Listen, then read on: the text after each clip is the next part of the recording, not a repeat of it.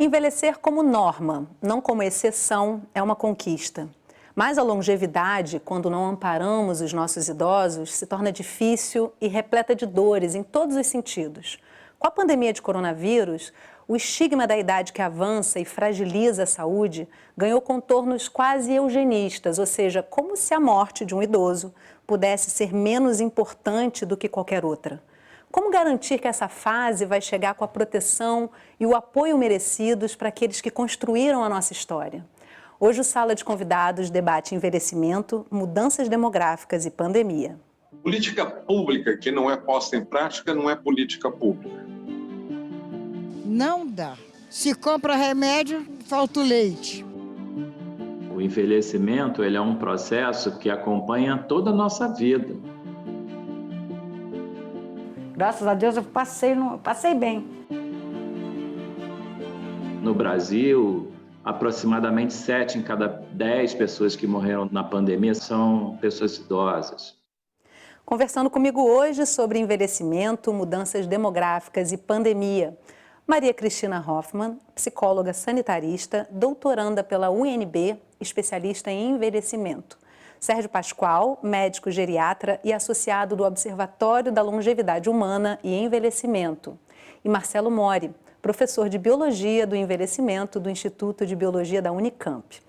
E eu adoro quando você participa de casa me mandando as suas perguntas ou dividindo a sua experiência com a gente. Eu recebo aqui pelo WhatsApp 021 997018122 ou pelas redes sociais do canal Saúde. Então, não deixa de participar. Marcelo, Sérgio, Cristina, muito obrigada por estarem aqui com a gente hoje para falar desse assunto que é obrigatório para todo mundo, né? Não importa se a gente é jovem ou se já é idoso, a gente precisa falar disso, porque se tudo der certo, a gente também vai chegar lá, né? Quem ainda não chegou. E aí, Cristina, eu começo com você pensando no envelhecimento como um curso natural, né? E desejado até, né? Mas que depende de muitos fatores aí ao longo da vida. Do que depende a qualidade desse envelhecimento, principalmente?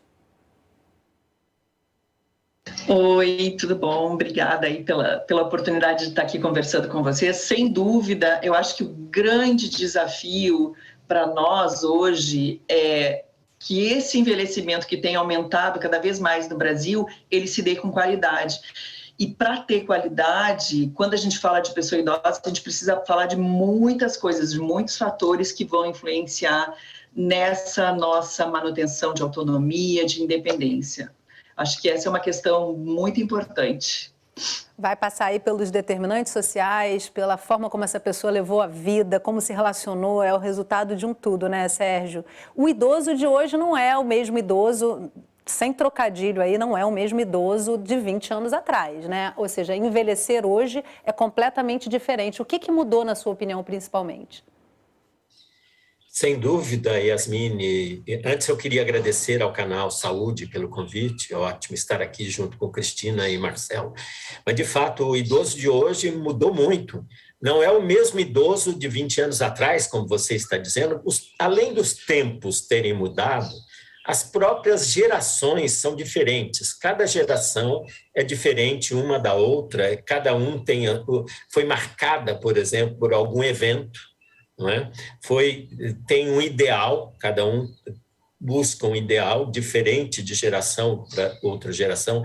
As preocupações e os desejos, portanto, são diferentes entre as gerações. Além de tudo, como a sociedade muda, né, o idoso vai ter de se moldar àquelas mudanças que tiveram na sociedade. Isto cada um, de acordo com o processo do envelhecimento que teve, e que também é diferente de pessoa para pessoa, vai se ligar nesse mundo de forma diferente. Então, a tecnologia também vai trazer, né, possibilidades diferentes para cada pessoa, inclusive para cada geração. As preocupações de hoje da velhice são muito diferentes das preocupações, por exemplo, as preocupações que eu tenho com a minha velhice são muito diferentes das preocupações que meus pais tiveram na velhice deles. Então, isto tem de ser levado em conta pelas políticas. Nós não podemos ter políticas sempre iguais Há 10 anos atrás isso deu certo, pode não dar hoje. Nós temos de estar atentos a essas mudanças das pessoas, das gerações e, portanto, das velhices. E isso é um ponto super importante para o programa de hoje, a gente pensar aí como planejar essas políticas antes dessa geração chegar.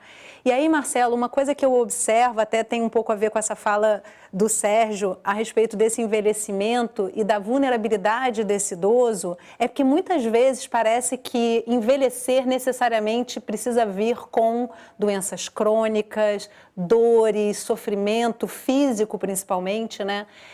Necessariamente a parte da velhice da vida precisa ver com vulnerabilidades? Bom, primeiro, Yasmin, obrigado pelo convite, é um prazer estar aqui. Na verdade, não. Existem exemplos de pessoas idosas que atingiram acima de 100 anos e que conseguiram passar essa fase da vida onde há um risco maior de doenças crônicas, né, entre os 60 e 80 anos de idade. E, de fato, eu como biólogo e que estuda, né, tem interesse pela parte biológica do envelhecimento, a gente, inclusive, olha para essas pessoas que a gente chama de supercentenários e tenta entender o que elas têm de diferente para conseguir chegar nessa idade com saúde. Isso pode revelar formas da gente, de alguma forma, prover isso para a população em geral. Um dia depois do outro, desde que nascemos, estamos envelhecendo. Por isso é bom olhar para os nossos idosos como quem olha para o nosso próprio futuro.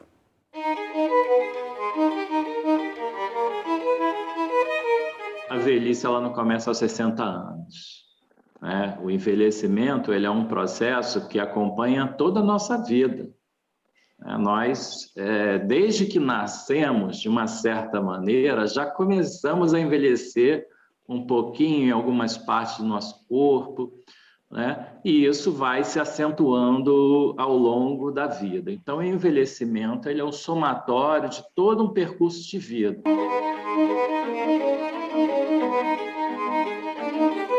Nesse processo, no curso de vida, no caso brasileiro, ele é um contexto de extrema desigualdade social.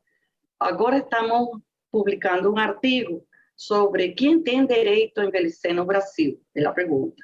E quando a gente se perguntou quem tem direito a envelhecer no Brasil, estudou os dados de mortalidade e a gente comparou por cor-raça da população brasileira. A gente viu uma grande desigualdade quanto à idade média de uma população branca brasileira.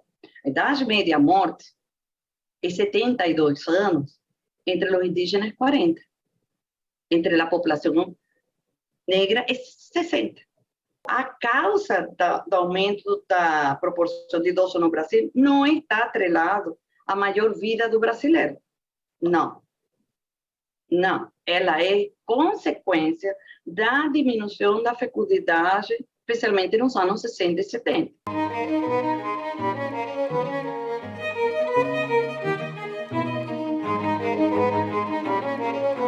Saúde é criada no contexto do dia a dia, onde você mora, como você trabalha, como você se locomove, onde você busca diversão, recreação, entretenimento, onde você ama.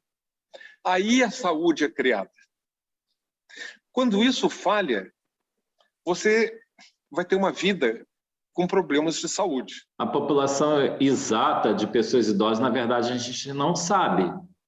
É preciso dizer isso, porque a principal fonte de informação sobre as características da população brasileira de uma forma mais precisa são os censos populacionais.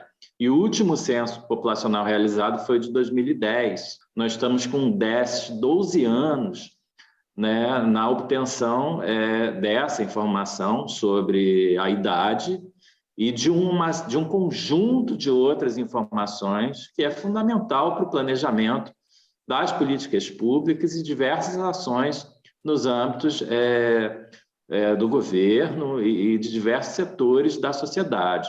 Política pública que não é posta em prática não é política pública. É documento acumulando poeira na prateleira. Nós temos um excelente Estatuto do Idoso. E não é política do governo do dia. Tem que ser uma política do Estado. Ela tem que ter continuidade e sustentabilidade. De você dar um passo, colocar um tijolo e em cima desse passo ou desse tijolo colocar outro, para que você possa construir uma política coerente que possa realmente dar oportunidades para as pessoas envelhecerem com dignidade. Se isso não for feito, é só palavreado. Não interessa.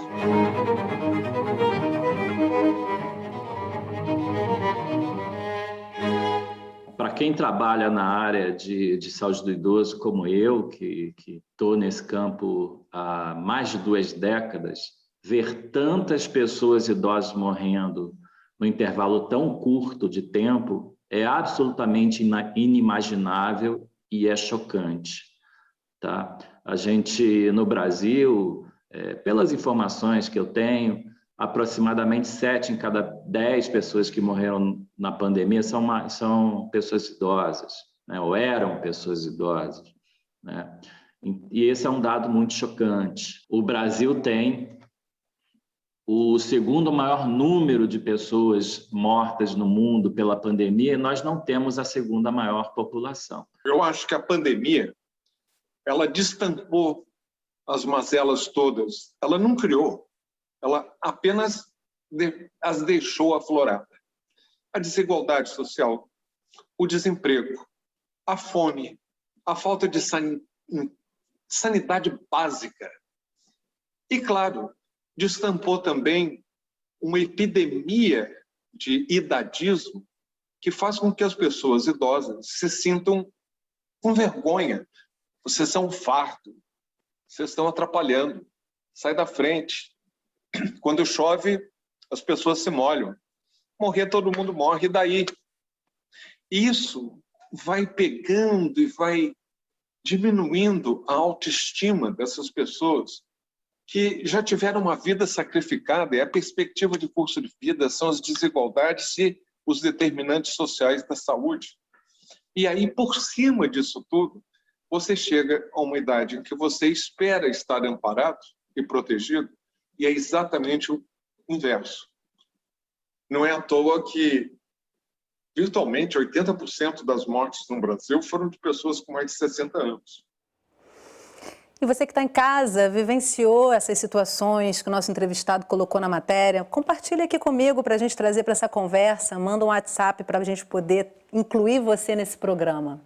E aí, Cristina, já trazendo também um pouco dessas falas que eu acho que essa reportagem traz, que são extremamente fortes, né? A gente vê ali a questão da desigualdade social e eu te pergunto, quem é que tem direito a envelhecer no Brasil? Esse vídeo, assim, o tanto de informações e de questões de grande importância, né, que as pessoas trouxeram, enfim, é muito importante, porque nós vemos que qual é a cara, digamos assim, né, do envelhecimento? São mulheres brancas, né? A gente vê uma diferença tremenda dependendo da raça, do gênero também. Enfim, essas são questões muito importantes e mais, assim, a importância de se ter informações sobre a real condição, né, dessas pessoas, sobre o acesso que elas têm aos serviços, sobre o acesso que ela tem aos diferentes, né, como foi falado tão bem ali por Kalash no vídeo, sobre que condição de saúde é essa que tem, onde ela mora, ela tem transporte para chegar até o serviço público, como que ela faz para se manter, para ter uma alimentação, para ter uma residência, para ter uma habitação, enfim. E eu acho que uma questão que eu destacaria, assim, com grande importância para o nosso debate, é a importância de se conhecer a realidade e a importância de se estabelecer ações e programas que façam sentido para as pessoas, ou seja, que digam e que respondam às suas reais necessidades, porque nós não podemos, enquanto profissionais de saúde, por exemplo, entender e propor ações que muitas vezes não vão atender aquelas necessidades, e por isso a importância de se ter sistematizado essas informações para que realmente, como foi falado no vídeo, as políticas, as ações que forem pensadas, elas falem dessas necessidades, elas respondam a essas necessidades. Então, é muito importante que a gente dê visibilidade para essas questões. Ainda hoje, infelizmente, e eu posso dizer que a pessoa idosa ela não tem a visibilidade, e a pandemia nos trouxe isso de forma muito clara. Ela escancarou, né, essa falta de olhar para as questões, para a valorização, para o estigma e o preconceito que muitas pessoas idosas sentem e vivem no seu dia a dia.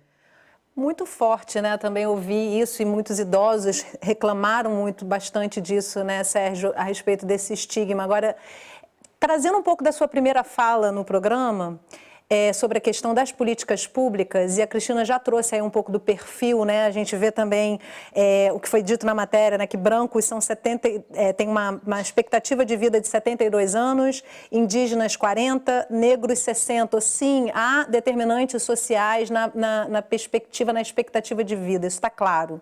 E aí eu te pergunto o seguinte, qual a falta que o censo demográfico está nos fazendo e como é que a gente faz política pública em meio a essa revirada aí que a pandemia traz, expondo tudo, trazendo tudo à tona de forma tão intensa, né? Como é que se pensa hoje uma política para amanhã, para que a gente possa colher os resultados dessa pandemia? Em primeiro lugar, a falta do censo, dos dados, isso é mortal para uma elaboração de uma verdadeira política que responda, como a Cristina própria falou, às demandas que tem. Quer dizer, o censo nos daria todos os dados de como está hoje a população, quantos são, o que têm, o que desejam, não é? Onde vivem, com quem vivem, se moram sozinhos, o que ganham. Tudo isso importa na hora que eu vou elaborar uma política pública. Como a Cristina falou, eu tenho de entender as demandas, e o censo me dá essas demandas. As políticas públicas, o próprio Kalash nos disse que nós temos políticas públicas brasileiras muito para idosos interessantíssimas. Nós temos, mas elas estão envelhecidas. Isto que é muito importante. Nós precisaríamos adiantar novas demandas que a população idosa de hoje traz para que as políticas sejam aperfeiçoadas. Então, sem o censo não dá. E as políticas que tem também já estão envelhecidas. E como o próprio Kalash falou, a maioria delas está guardada na prateleira, né, e não são colocadas em práticas.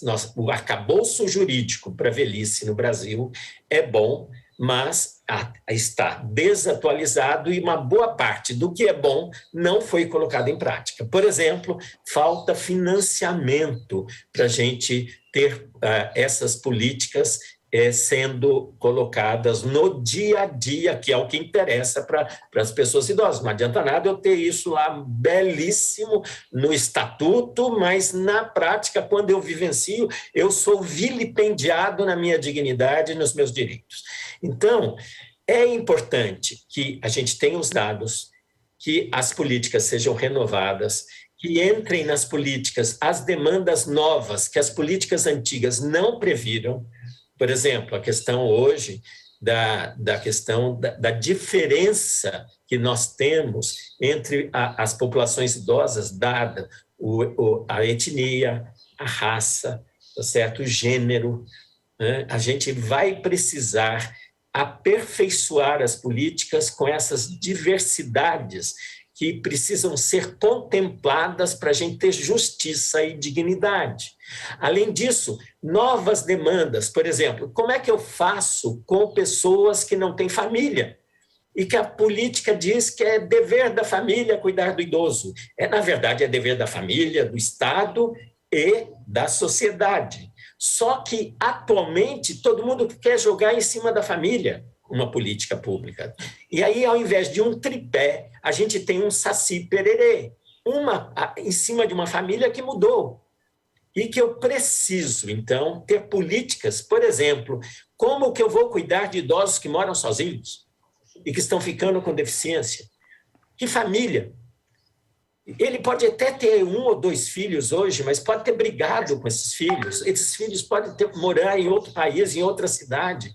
Ou numa cidade como São Paulo, moram num bairro tão distante que não tem como dar suporte a uma eventual emergência, por exemplo. Então, ver essa situação nova e prover políticas para essas situações novas, nós estamos precisando.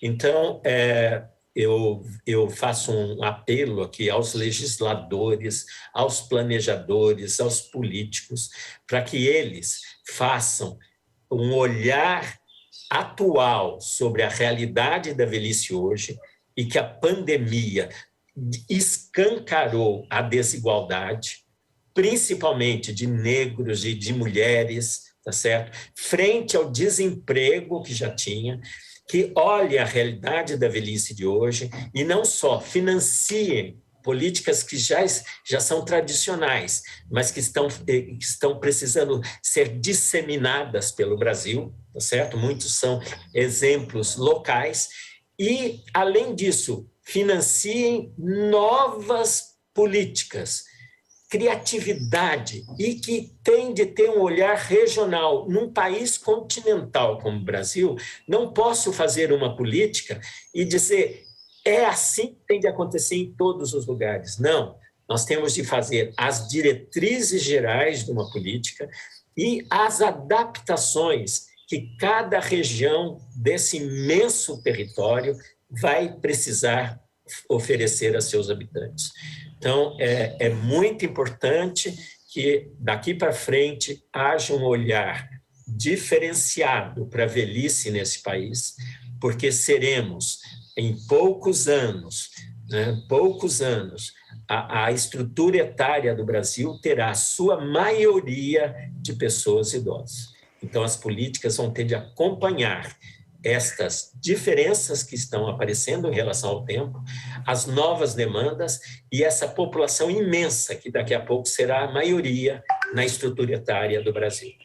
E Marcelo, falando de pesquisa, que também tem tudo a ver com política pública, né? Porque é preciso haver investimento em pesquisa, eu queria que você trouxesse em primeira mão no que as pesquisas apoiam o envelhecimento, ou seja, hoje a gente tem muitas descobertas que facilitam aí o cuidado, o tratamento para a longevidade também, e em contrapartida a importância das políticas públicas estarem atentas ao envelhecimento para que a gente possa sim ter pesquisas no Brasil para o público com o perfil do idoso brasileiro. Bom, com certeza a pesquisa faz parte do plano mundial, né, que a ONU construiu com o objetivo de tentar, né, atacar esse problema global, que é o número, o aumento do número de pessoas idosas e que precisam de cuidado, né? E, de fato, a pesquisa na biogerontologia, a pesquisa que tenta entender como que nós envelhecemos e o que a gente pode fazer para modificar esse padrão de envelhecimento, né, para tentar tornar o envelhecimento algo menos oneroso do ponto de vista de saúde, né, que a gente consiga se manter mais ativo e mais saudável por mais tempo, é algo que tem tido muito interesse, não só de órgãos governamentais no mundo inteiro, mas também de empresas, né? Só dando exemplo que há alguns anos atrás a Google criou uma empresa que chama Calico, que tem como objetivo tentar estender o tempo de vida saudável das pessoas. Recentemente o Jeff Bezos da Amazon também pôs um investimento enorme numa empresa para tentar buscar estratégias para longevidade. Mas apesar das pesquisas, né, estarem avançando nesse sentido, a gente ainda está bastante distante de ter alguma intervenção que, né, que tenha efetividade no ser humano, e concordo com os meus colegas aqui que qualquer tecnologia que venha nesse sentido precisa ser colocada em prática de uma forma contexto dependente e precisa ser considerada de uma forma a não criar mais desigualdades, né? Cristina, eu encerro o bloco com você, tá? Eu tenho mais um minutinho para encerrar esse bloco. Eu ia mesmo pedir para te ouvir, mas achei que podia ser pouco tempo. Pode falar. Não, legal. Só para complementar, né, o que Marcelo e Sérgio trazem e reforçar, assim, pensar na importância do censo, na importância de pesquisas, é fundamental, porque são esses instrumentos, o censo, diferentes pesquisas, que vão possibilitar com que a gente conheça a realidade e planeje, faça um planejamento das ações que serão necessárias. E é muito importante porque, desta forma, nós vamos ver que nós precisamos de políticas que tenham por base também trabalhar a equidade, que é exatamente essa questão de poder identificar as diferenças e poder contribuir para que essas diferenças sejam diminuídas e, quem sabe, né, acabadas, enfim, terminadas. E isso é uma questão muito importante porque a gente vai falar de investimento em formação de profissional, a gente vai falar de investimento em ações que promovam autocuidado, de prevenção, de promoção da saúde. Então, eu acho que isso é uma coisa muito importante. Então, a gente precisa desses dados, dessas informações, para que nós possamos trabalhar a partir de ações que realmente possam contribuir, né, para uma maior qualidade de vida, que eu acho que é o nosso grande desafio, é envelhecer, viver mais, mas viver com qualidade. Esse é quase um mantra, né, nosso, né, Sérgio, Marcelo também. Um bom mantra, né?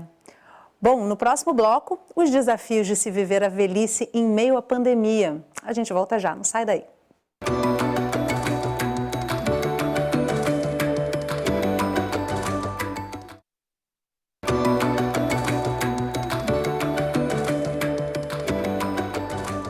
O Sala de Convidados está de volta, conversando sobre envelhecimento, mudanças demográficas e pandemia. Comigo para essa conversa, Maria Cristina Hoffmann, psicóloga, sanitarista, doutoranda pela UNB, especialista em envelhecimento. Sérgio Pascoal, médico geriatra e associado do Observatório da Longevidade Humana e Envelhecimento. E Marcelo Mori, professor de Biologia do Envelhecimento do Instituto de Biologia da Unicamp. E você que ainda não participou do programa de hoje, manda suas perguntas e comentários para mim pelo WhatsApp 021 99701 8122 ou pelas redes sociais do Canal Saúde. Alice e Silvia, realidades muito diferentes e as angústias em meio à pandemia. É no bairro de Copacabana, na zona sul do Rio de Janeiro, que a gente conhece a Alice. Ela tem 71 anos, está aposentada e sempre foi apaixonada por praia, sol e mar. O isolamento social para ela só não foi mais difícil porque ela tem a companhia da filha, a Luana, que aparece nessa foto. Nesse período, tomar um solzinho na janela ajudou bastante.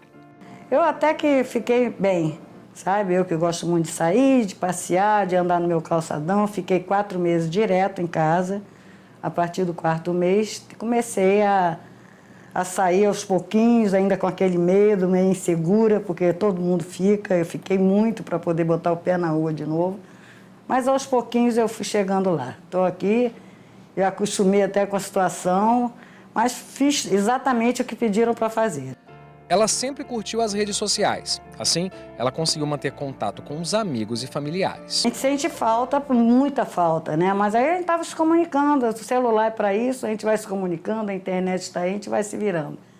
Mas se sentir falta, com certeza, não tem como não sentir. Mas não fiquei ansiosa, não fiquei assim, não. Graças a Deus eu passei bem. Do jeito que eu sou, agitada, entendeu? Eu passei muito bem, graças a Deus. A Alice e ninguém da família dela testaram positivo para o novo coronavírus.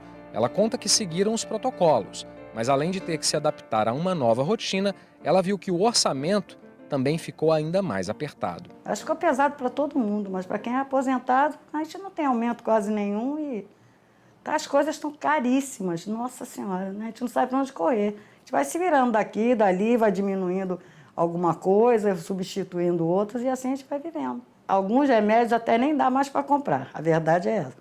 A gente vai pegando aquele mais que precisa mais, né? E o resto não tem uns que eu já deixei de tomar, porque não são tão, entendeu? Mas de vez em quando dá, compra, quando não dá, não compra. De Copacabana para a comunidade da Maré, na zona norte da cidade.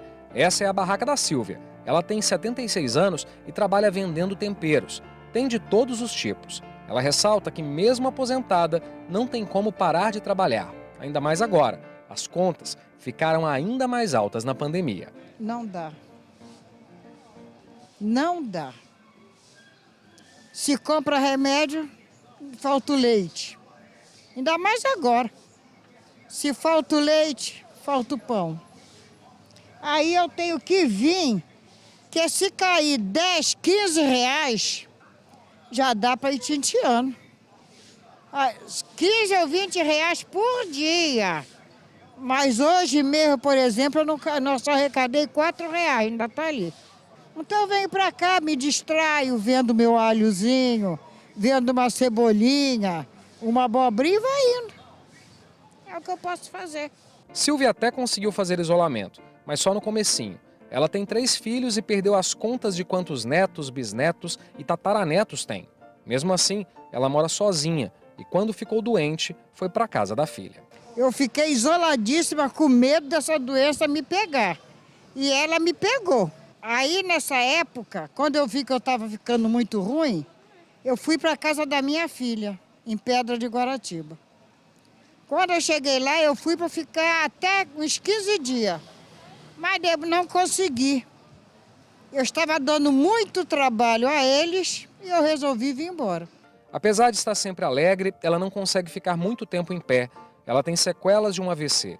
E o isolamento durou pouco tempo. O dinheiro da banca de tempero faz muita falta. E o jeito é trabalhar. Eu também não pude me isolar, porque eu tenho que faturar alguma coisa. Meu salário é 1.000 e poucos reais. Agora, com os empréstimos que eu tenho, dá 850 reais por mês. De qualquer forma, essa epidemia me obriga qualquer um a trabalhar. Eu nunca me lembrei que eu tivesse um dinheiro sobrando. Não tem, não dá. Não temos condições para isso. A Silvia, para mim, reúne uma série de emoções, né? Ela representa a solidão, ela representa a falta de assistência, ela representa a desigualdade, assim, para mim. Eu fiquei muito emocionada em ouvir a fala da Silvia, né? E quando ela diz que a pandemia obriga qualquer um a trabalhar, quando deveria ser o inverso, né? Deveria obrigar todos a ficarmos em casa. E aí, Marcelo, eu quero começar a retomar essa conversa nesse bloco com você, refletindo aí, a pandemia, ela vem como uma caixa de Pandora, né? Ela abre, bota para fora muitas das coisas que sempre existiram e que a gente viu que a gente não tem preparo para uma situação de normalidade. Vem a pandemia, extravasa ainda mais tudo isso e a gente continua não tendo como tratar o idoso, em especial. A dona Silvia está aí para mostrar a gente como é que isso funciona. E aí eu te pergunto, como é que o SUS precisa olhar para o idoso para, num tempo normal, mas sobretudo nesse momento de pandemia, acolher e trazer respostas efetivas de amparo a essas pessoas. No caso, a dona Silvia, ela teve um AVC antes, ou seja, ela deveria ter um cuidado ainda maior por parte do Estado e de quem quer que pudesse auxiliá-la, né? Sim, é fundamental, né?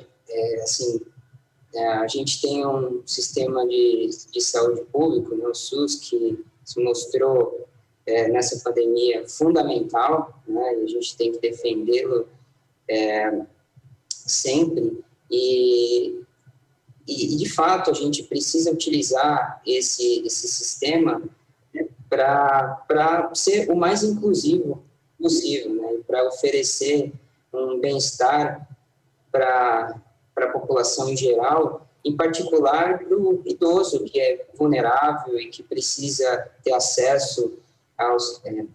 e tem uma necessidade maior, né, do sistema de saúde. Então, de fato, nós precisamos encontrar maneiras de ampliar, né, a cobertura do SUS para o idoso, tanto do ponto de vista de cuidado do idoso, mas também de prevenção, né, de doenças associadas ao envelhecimento, doenças crônicas. Nesse momento, é fundamental que a gente pense em estratégias, né, para tentar ainda evitar, né, que a consequência da pandemia seja ainda mais desastrosa, né, para a população idosa. Então, a gente tem que pensar em estratégias de vacinação para um idoso cujo sistema imune é frágil. A gente precisa pensar nas consequências da pandemia, do ponto de vista né, psicológico e da Covid longa, que a gente chama, né, das sequelas da Covid-19. Tudo isso precisa ser levado em consideração. Cristina, eu queria trazer de volta uma fala do Alexandre Kalash no primeiro bloco, em que ele fala da epidemia de idadismo. E é super importante a gente falar de idadismo, né? É um fardo, uma naturalização da morte dos idosos, e trazer os impactos disso na saúde mental do idoso. Sérgio também acho que comentou no primeiro bloco, né? O quanto que isso também impacta na saúde, fragiliza o sistema imune desse idoso, né?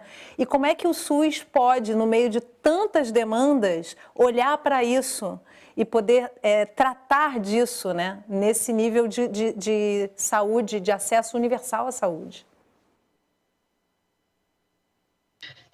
Esse é um ponto fundamental. E você traz agora, né, nessa questão, o Marcelo trazendo, né, da importância do SUS. O SUS é um sistema extremamente generoso na sua concepção e de grande importância, e que nos mostrou, né, nesse tempo de pandemia, a importância de se manter, de se valorizar e de se fortalecer. Porque ele traz, dentre os seus princípios, a questão da... Acho que a gente perdeu a conexão da Cristina. Vamos ver se volta, senão a gente volta com ela já, quando ela retomar aqui com a gente. Sérgio, eu vou passar para você também, trazendo um pouco dessa reflexão, né, sobre a questão da saúde mental, o impacto na velhice e esse momento de pandemia que vem com isso de forma muito intensa, né? Como é que você percebe? Isso é importantíssimo, porque, inclusive, queria dizer que a pandemia escancarou a diversidade da velhice, não é? Vejam, principalmente aqueles que tinham empregos precários ou faziam bicos, ou que perderam emprego, né? Que perderam emprego, garçom, faxineiro, cabeleireiro, essas pessoas que atendiam em lojas, etc., acabaram perdendo emprego. Imagine a situação calamitosa que vive a sua vida. E eles não têm nem como home office, então, imagina, o que é isso? Nem sei, não tem acesso à internet. Quer dizer, a diferença que foi social e econômica da velhice na pandemia ficou escancarada. Pessoas que podiam fazer home office, ficar em casa, continuar recebendo o seu salário, e aqueles que tinham de lutar pela vida, como a senhora aí da favela da Maré teve de sair de casa, mesmo doente, tá certo? Ela tinha de ganhar alguma coisa, nem que fosse R$15 por dia, um absurdo, porque senão ela passava fome, tá certo? Então, essa situação leva a uma diminuição da autoestima maior ainda. Quer dizer, eu agora já não tenho mais nem como prover alimento para me sustentar e sustentar a minha família. Junta com o desemprego dos filhos, que é enorme, que muitos, então, com a pandemia aumentou esse desemprego, tá certo? Junta com aquela questão de, se eu morrer, quem tem aquela pequena aposentadoria, muitas famílias, o idoso é que era a única fonte de renda para a família. Se eu morrer, minha família vai ficar sem a possibilidade de receber essa miserável quantia que eu tenho por mês, mas que vale muito para todos nós aqui dessa minha casa, né? Então, vai dando uma angústia, é uma coisa impressionante. A autoestima, principalmente pelo idadismo, a Cristina ainda vai falar sobre ele, né? Inclusive naquela questão, primeiro que eu sou grupo de risco, nossa. Segundo, que eu vou ser preterido caso tenha um único aparelho, uma única vaga no hospital e tem um jovem que vai passar na minha frente. Então, a autoestima, a questão do preconceito, vocês é que estão ajudando a disseminar, porque vocês é que pegam mais fácil, isso aconteceu muito no começo. Então, o idoso já tem uma imagem social ruim, né? Todo idoso é doente, todo idoso é chato, todo idoso é dependente, o Estado gasta muito com vocês, é melhor morrer mesmo, até o Kalash falou, é melhor morrer mesmo, né? Até porque vai melhorar o caixa da Previdência, tá certo? Então, essa situação é muito preocupante. A autoestima e as questões de depressão, ansiedade na velhice foram enormes. Então, impacta muito, muito, muito, muito. E com certeza fragiliza ainda mais a saúde desse idoso, né, Marcelo? E eu queria te pedir para refletir sobre isso, né, sobre os impactos da saúde mental no sistema imune desse idoso e também refletir um pouco sobre o papel das empresas. A gente está aqui o tempo todo falando do papel do Estado, da importância de um SUS forte, de um Estado que realmente corrobore com uma idade melhor para esse idoso. E aí eu gostaria de trazer com você a importância também das empresas entrarem como propulsoras aí dessa qualidade de vida e também de cuidados com esse idoso. Claro. Bom, em relação à fragilidade, né, do sistema imune do idoso, bom, assim como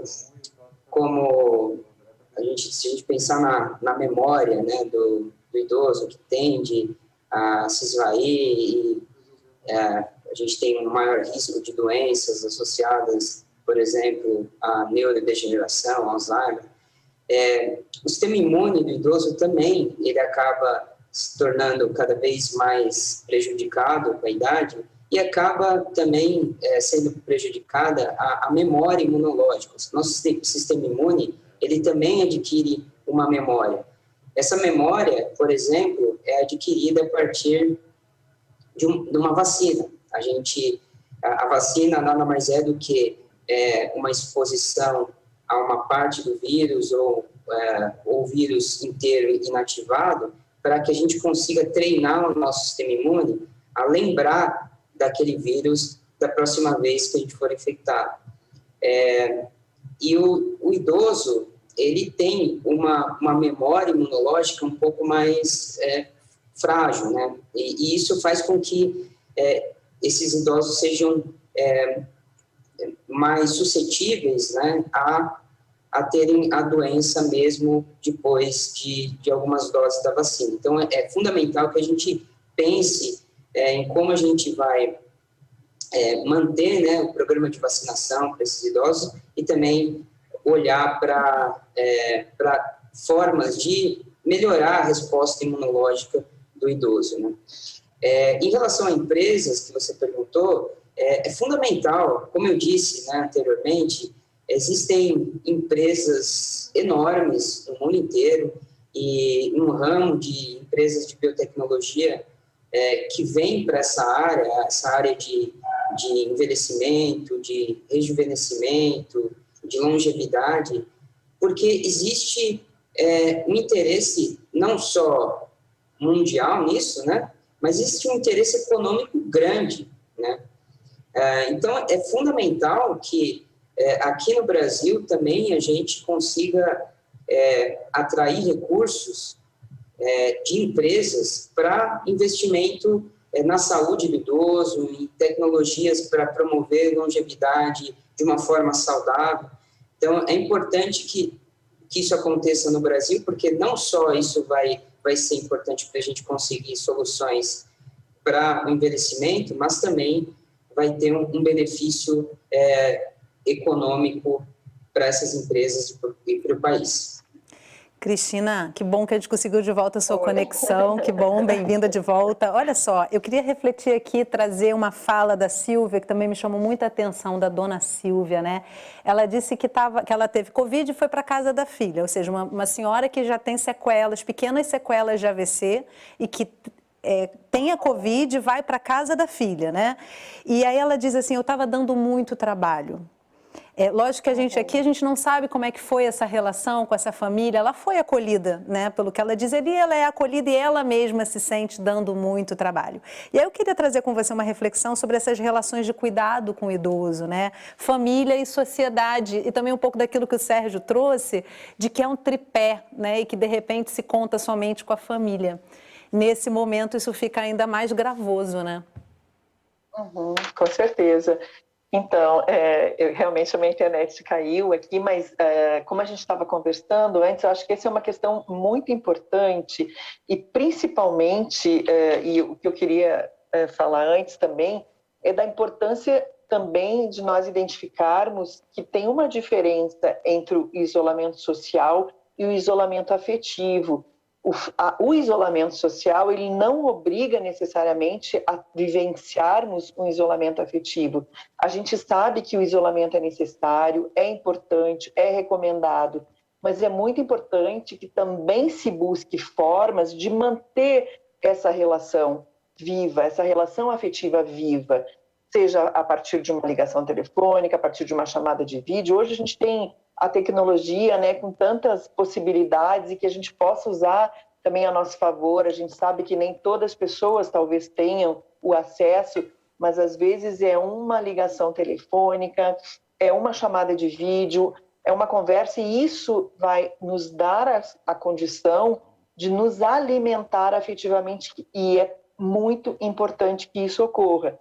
E aí, nesse ponto, em relação ao que você estava falando, inclusive em relação à Silvia, é muito comum esse sentimento permear a vida das pessoas idosas, de se sentirem um estorvo, um peso, e tá trazendo dificuldades, porque, de qualquer forma, o nosso dia a dia é um dia a dia de muita agitação, de muita corrida. As pessoas precisam trabalhar, precisam sobreviver, precisam correr atrás, e muitas vezes o ritmo difere entre as pessoas, difere entre as famílias. E, nesse sentido, nem sempre, ou nem todos os idosos têm uma referência de família até, ou muitos, em função de todas essas mudanças que ocorrem ao longo, né, do desenvolvimento populacional, inclusive, muitos têm filhos que moram em outros municípios, de outros estados, às vezes até em outros países. Então, a importância também de se identificar redes de apoio,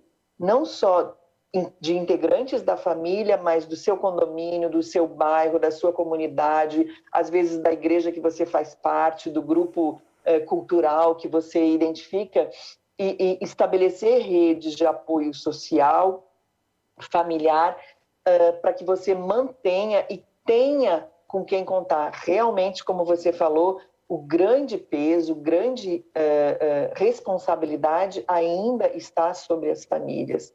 E isso é uma questão muito importante de podermos ampliar e também não só colocar esta responsabilidade sobre o indivíduo, né, mas como que nós vamos poder trabalhar de forma que essa vulnerabilidade que atinge a um número muito grande, né, da população, em especial da população idosa, possa ser minimizado. E dessa forma, como que nós podemos, e cada um de nós podemos acolher e acompanhar e dar um suporte para essas pessoas que muitas vezes é o nosso vizinho de porta, é a pessoa que está ali na rua, e sem falar, né, de idosos que ainda vivem, por exemplo, em situação de rua também. Então, o quanto que nos cabe enquanto cidadãos, porque eu acho que esse é um ponto muito importante que precisa a sociedade como um todo refletir sobre o que a nossa sociedade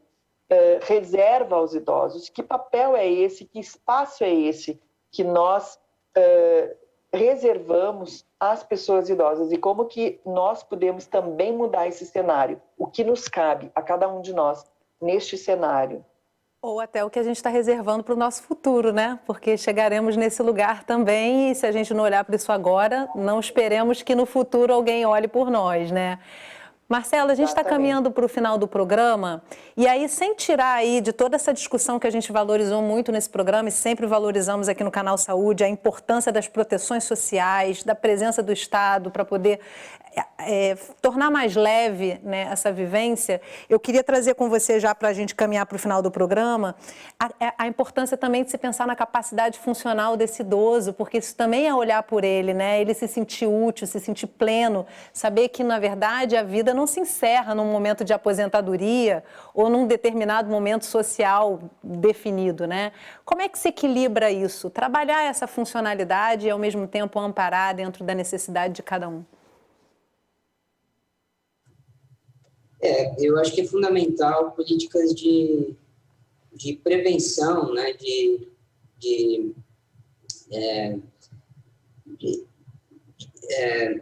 insultos que acabam acelerando o processo de envelhecimento. A gente sabe que, por exemplo, o sedentarismo ou uma dieta rica em calorias, tabagismo, poluição, são todas condições que acabam acelerando o processo de envelhecimento. Então, é fundamental que a gente tenha políticas de saúde que consigam trazer da melhor maneira possível, né, esses hábitos saudáveis para a população, para que a gente consiga, então, viver mais, de uma forma mais ativa, mais feliz, e ter tempo na vida para a gente curtir a vida, né, que é isso que vale a pena, que nos torna saudável. Qualidade de vida, né? Bom, Sérgio, a gente está finalizando o programa, acho que para a gente poder caminhar com um olhar para o futuro, eu te faço, primeiro uma pergunta muito difícil, como é que estaremos daqui a 30 anos aí com uma população majoritariamente idosa e também como é que você imagina que a gente pode, daqui a alguns anos, olhar para trás e avaliar essa pandemia no que diz respeito à realidade desse idoso, né? Essa vivência, o que a gente aprende com tudo isso que a gente está vivendo? Primeira coisa, daqui a 30 anos, nós teremos uma população majoritariamente idosa, né?